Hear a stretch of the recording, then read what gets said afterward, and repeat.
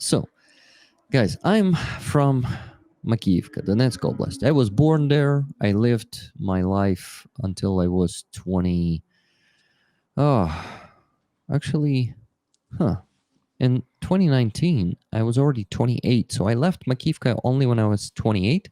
And I spent the last 4.5 years there in occupation.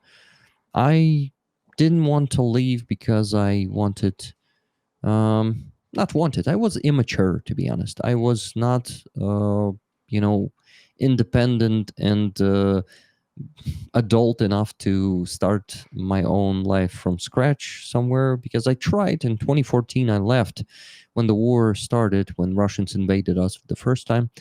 I went to the western part of Ukraine and I tried to start a life from scratch, and I couldn't do it. I couldn't find the work by specialty, and of course, I could have find any kind of work. Yeah, I could be a loader. I could be working in McDonald's or maybe selling electronics, as I did in occupation later. Yes, I could do all of that also in Ukraine, but it was much easier back in 2014. It was much easier in Makiivka, where my parents stayed, who, by the way, never supported that Ruski Mir, the Russian world. They always opposed it, but not openly because it was dangerous. Mm-hmm. But they never wanted it there. They felt themselves as Ukrainians and considered themselves Ukrainians. So they also part of building of my Ukrainian identity since my childhood, my whole family, and they stayed there, and me and my wife, we were already together there. uh, then we also had an apartment there, so we started living there together. And we could, we basically shouldn't rent an apartment somewhere. We just went back to an occupation because we had a home there where we could live without needing to pay the money for rent for that apartment. So basically, this is the reason, in my opinion, for most of the people either coming back to occupation or living in occupation without, without leaving it, just because they think that their home is, and not like only think, but they feel like their home is where they belong, and they should stay next to their home, especially if those people earned that home, and Mm. they sometimes build it themselves. Sometimes they buy an apartment and live in that apartment their whole life, and it's not that easy to just say, okay, I will just leave this stuff. Mm. I don't want to live in Russian world, so I don't care about my apartment. I don't care about all my things in that apartment, because there's a lot of furniture in that apartment that may be dear to the people, Mm. and the stuff. Of course, you understand that that stuff doesn't really. Like, it's not valuable when you're at like risk of death. The value of that is, how do you call that, devaluating? So basically, Decreasing, I think. decreasing. Yes, exactly, thank you. So the value is decreasing, and anyway, um, I was almost the same kind of person. Yes, technically, no, not technically, that was not my property that we lived in. And But anyway, it was like the home, and we stayed Mm. there. And you know then then there were many things happening in occupation, and I could be talking about them in, like, for many many minutes and maybe hours. But I want you to maybe Mhm. ask me some questions. So, Yep. yes.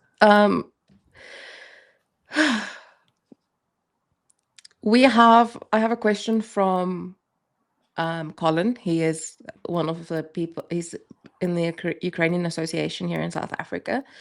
And Awesome. he wants to know, what is the biggest change that happened under occupation? Or, so that's his question. I kind of want to add on to that and ask, like, was it like an immediate change, or was it like gradual changes that they started implementing? And um, Do you think it's different under occupation, like in the newly occupied territories, than Makiivka that's been occupied for so long?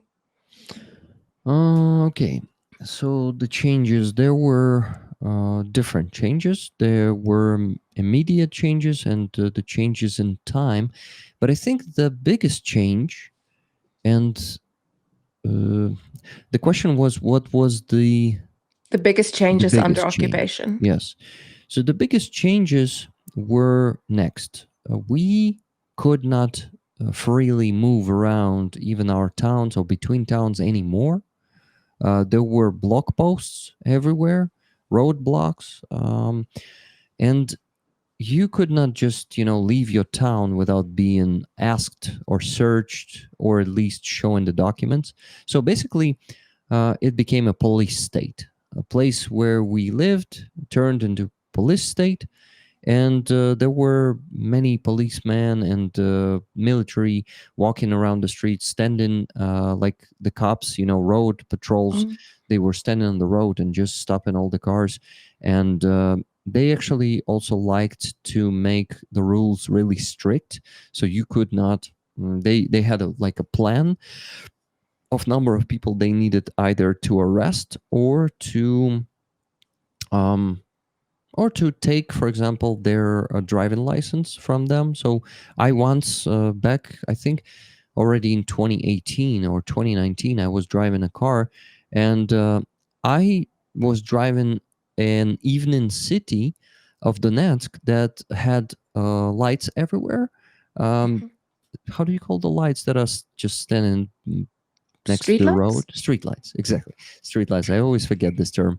So the street lights now were shining pretty brightly, and I could not even see that I did not turn on my lights on. Mm. And I was driving for about a kilometer, and it was not noticeable that they are not on, because in the city with the street lights on, my shitty car back then had such a bad headlights that I could not even notice, that that they are not on, and I thought the lights were so bright. It's actually your car that was yes, struggling. not light so bright. My car was, oh, it was $1,500 worth.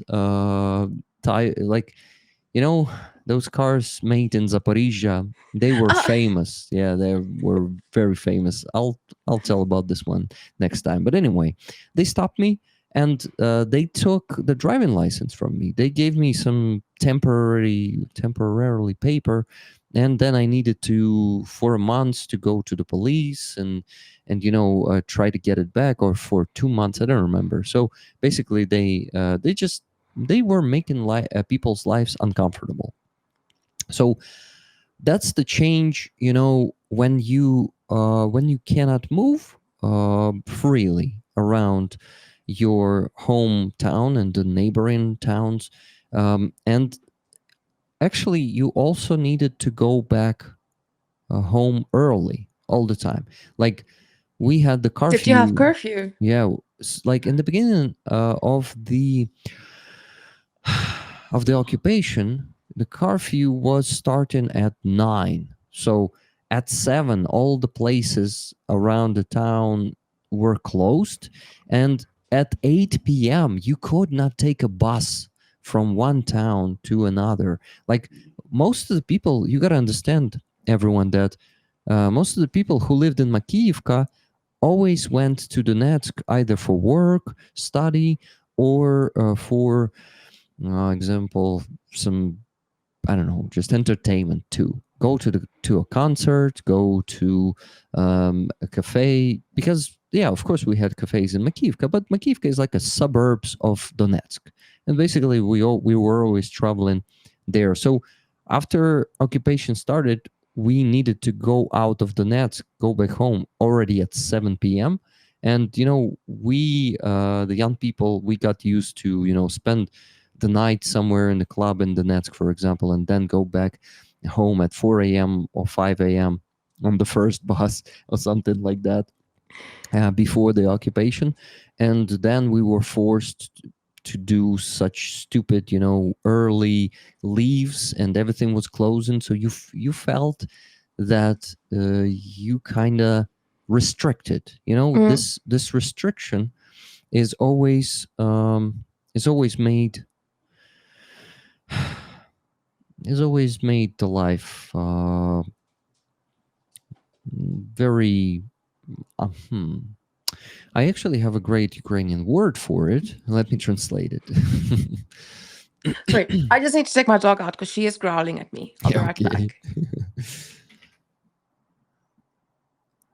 Inadequate? What?